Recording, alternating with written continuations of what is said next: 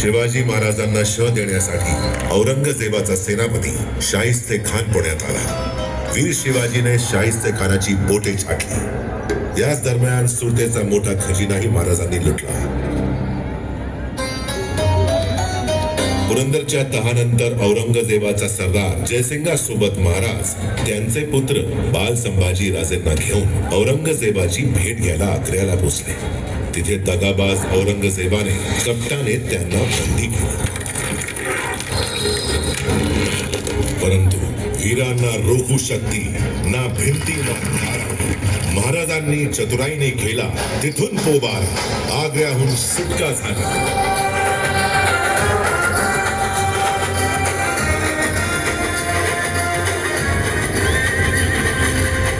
आणि यानंतर महाराजांची शुद्ध शक्ती जागृत झाली। स्वराज्यातून पळून लावला अवघा मुघल आणि स्थापन केले मराठ्यांचे एक छत्री राज्य स्वराज्य।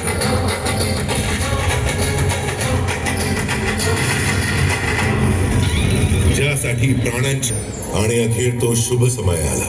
वैदिक मंत्रांच्या घोषात राज्याभिषेक सोहळा संपन्न झाला।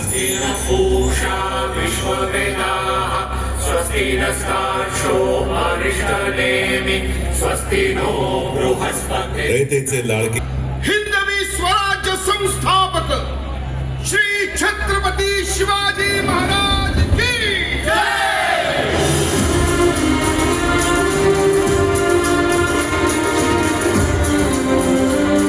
महाराजांची ख्याती सर्व देशांना पसरत होती, बहरत होती।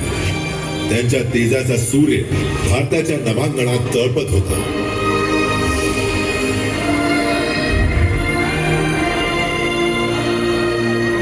परंतु तो दुर्भाग्याचा दिवस उजाडला। सन 1680 दिनांक 3 एप्रिल हिंदवी स्वराज्याचा हा तळपता तारा अस्त पावला। छत्रपती शिवाजी महाराजांनी आपल्या नश्वर देहाचा परंतु करोडो भारतीयांच्या